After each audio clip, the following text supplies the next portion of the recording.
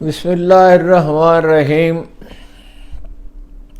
السلام علیکم ورحمۃ اللہ وبرکاتہ۔ ہارون رشید عرض کر رہا ہوں، اس پروردگار کو حاضر ناظر جان کر جس کے قبضے میں انسانوں کی جان اور آبرو ہے، میں پورا اطمینان کرنے کے بعد آپ کو اطلاع دے رہا ہوں کہ کم از کم 40-50 سیٹوں پر انتخابی نتائج تبدیل کیے گئے ہیں۔ میں رات 3 بجے تک ٹیلی ویژن دیکھتا رہا، اس کے بعد ایک جگہ اخبار نویس جمع تھے، ان کے ساتھ کچھ وقت گزارا اور میں اس اطمینان کے ساتھ واپس آیا کہ بیلٹ باکس میں بہت کم کہیں پولنگ میں بہت کم کہیں دھاندلی ہوئی ہے اور لگ بھگ 140 سیٹوں پر، یہ اس سے کچھ کم یا زیادہ پر آزاد امیدوار جیت رہے ہیں، جن میں سے 95% سے زیادہ پی ٹی آئی کے حامی ہیں۔ اور اس کے بعد ظاہر ہے کچھ اپنا فجر کی نماز پڑھی اور کچھ ایک بری عادت ہے کچھ نہ کچھ پڑھنے کی، اور میں بہت دیر سے سویا، حتیٰ کہ ظہر کی نماز بھی قضا ہو گئی اور عصر کی بھی مشکل سے عصر کے ساتھ پڑھ سکا۔ اور جب مجھے معلوم ہوا، میں نے اپنے جو پروگرام کیے تھے اس پہ ریئیکشن ہمیشہ دیکھتا ہوں، میں نے دیکھا تو لوگ مجھے کہہ رہے تھے کہ آپ کیا بات کر رہے ہیں، وہ تو جو رزلٹ آپ بتا رہے ہیں وہ تو ہے ہی نہیں، اور ہارے ہوئے لوگوں کو جتایا جا رہا ہے۔ تو میں نے فوری طور پہ ان لوگوں سے رابطہ کیا جو قابل اعتماد ذرائع ہیں، وہ لوگ جنہیں کہا جاتا ہے ویل پلیس سورسز، جو ٹھیک جگہ پہ موجود ہیں، اور دوسرے یہ کہ جنہیں آپ کو تجربہ ہوتا ہے 10-20 سال کا، کبھی غلط بیانی نہیں کرتے۔ تو پتہ چلا، اور پھر میں اس انتظار میں رہا کہ پوری تفصیل معلوم ہو جائے کہ کس طرح دھاندلی کی گئی ہے۔ تو میں آپ سے عرض کرتا ہوں، مجھے اب اس میں کوئی بہام باقی نہیں رہا۔ دیکھیے، فارم نمبر 45 ہے جس پر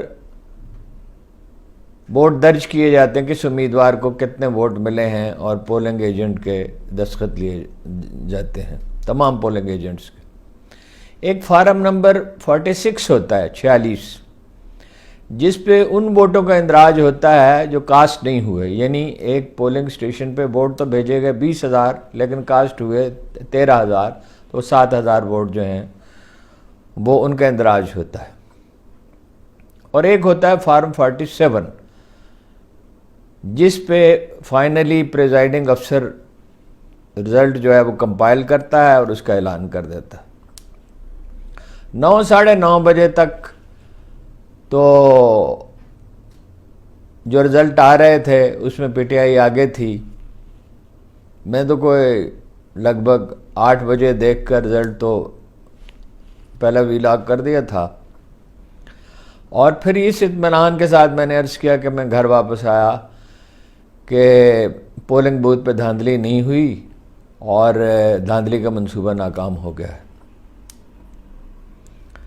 لیکن ہوا یہ کہ پھر اور یہ اس توقع کا اظہار بھی کیا کہ اب اس نتیجے کو تسلیم کر لیا جائے گا، لیکن افسوس کہ دھاندلی کرنے والے دھاندلی کرنے پر تلے رہے، اور اتنی بڑی دھاندلی، مثال کے طور پہ میں نے معلوم کیا ہے نہایت ہی ریلائبل سورسز سے، نواز شریف 45,000 ووٹوں سے ہار رہے تھے، اب ان کے تقریباً 1 لاکھ جعلی ووٹ ڈالے گئے ہیں اور وہ 1,70,000 سے جیت گئے ہیں۔ اسی طرح ریحانہ ڈار، اپنا عثمان ڈار کی والدہ محترمہ جو ہیں وہ بھی جیت رہی تھیں۔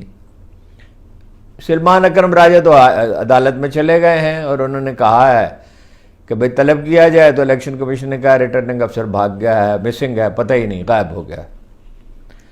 50,000 ووٹوں سے راجہ بشارت جیت رہے تھے، ان کے پاس فارم 45 کی ساری نقول موجود ہے۔ پیٹرن یہ ہے کہ جیسے پہلے ہی عرض کر دیا تھا آپ کو کئی دن پہلے کہ پختونخوا میں چھیڑ چھاڑ نہیں کی جائے گی، وہاں ایک سیٹ پہ اوبلائج کرنے کے لیے نور عالم کو 1 لاکھ ووٹوں سے جتا دیا گیا ہے، اور نور عالم میں ایسی کیا چیز تھی کہ وہ 1 لاکھ ووٹوں سے جیت گئے، جبکہ باقی ساری سیٹوں پہ تقریباً مولانا فضل الرحمان بہت بری طرح ہارے ہیں۔ اور جناب اسحاق ڈار نے اعلان کیا ہے کہ جو آزاد امیدوار ہیں ان میں سے ہمارے ساتھ لوگ رابطے میں ہیں۔ رابطے میں سے مراد یہ ہے کہ ان کی خریداری کی جائے گی۔ میں نے 2 ہفتے پہلے آپ کو اطلاع دی تھی کہ پی ٹی آئی کے امیدواروں کے خلاف اینٹی کرپشن میں مقدمات درج کر لیے گئے ہیں، ویڈیوز بنا لی گئی ہیں اور کچھ بیانات بھی لے لیے گئے ہیں اور کچھ لوگوں کو گانٹ بھی لیا گیا ہے۔ اب یہ 30-40 امیدوار جو ہیں یا جتنے بھی بس چلا انہیں یعنی شامل کرنے کی کوشش کی جائے گی، اور پنجاب میں محترمہ مریم نواز کو وزیر اعلیٰ بنانے کی اور نواز شریف کو وزیر اعظم بنانے کی کوشش کی جائے گی۔ نواز شریف اول درجے کے احمق ہوں گے اگر ان حالات میں وہ اس نتیجے کو قبول کر کے وزیر اعظم بنیں گے اور صاحبزادی کو وزیر اعلیٰ بنائیں گے، اس لیے کہ یہ 100% جعلی الیکشن ہے اور یہ دھاندلی نہیں ہے، یہ ڈاکہ زنی ہے۔ دھاندلی تو اس سے پہلے ہوتی ہی رہی ہے اور جس کی جتنی بساط ہے وہ کرتا ہی رہا ہے، لیکن یہ دھاندلی نہیں ہے۔ مثلا ایم کیو ایم جو ہے وہ 12 سیٹیں کیسے لے سکتی ہے؟ آج بھی کسی بھی ادارے سے، قومی ادارے سے، بین الاقوامی ادارے سے سروے کرا لیا جائے تو اکثر سیٹوں پہ ان کے ووٹ 10, 12, 15% سے زیادہ نہیں ہوں گے، اور اگرچہ پی ٹی آئی کی لیڈرشپ بکھر چکی تھی لیکن بیشتر سیٹوں پہ اسے برتری حاصل تھی۔ تو ایک ایسی حکومت قائم ہونے جا رہی ہے جس کی کوئی پاؤں تلے زمین ہی نہیں ہے، اور یہ حکومت ظاہر ہے نہیں چل سکتی۔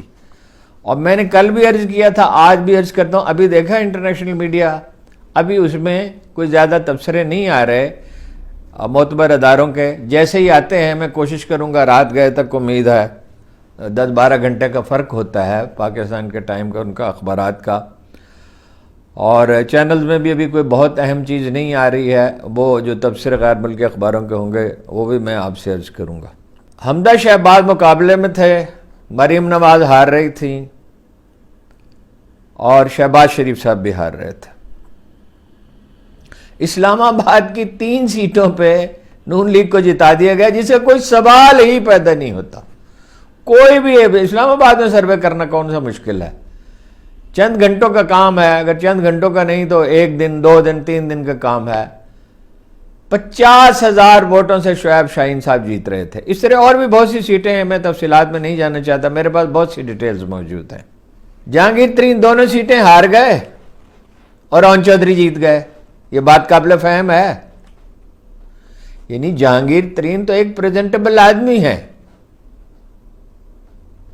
مگر ان کے لیے دھاندلی نہیں کی گئی۔ اون چودھری چونکہ پسندیدہ ہیں اور موم کا پتلا ہیں، جہاں چاہیں جس طرح چاہیں استعمال کر سکتے ہیں۔ میرا خیال اس وقت بھی انہیں اس کی عمران خان کی جاسوسی کے لیے رکھا گیا تھا، جب ان کے گھر میں رہتے انہیں کوئی تنخواہ تو نہیں ملتی تھی، کوئی صلہ تو نہیں ملتا تھا۔ اون چودھری جیت گئے، یہ بات قابل فہم ہے۔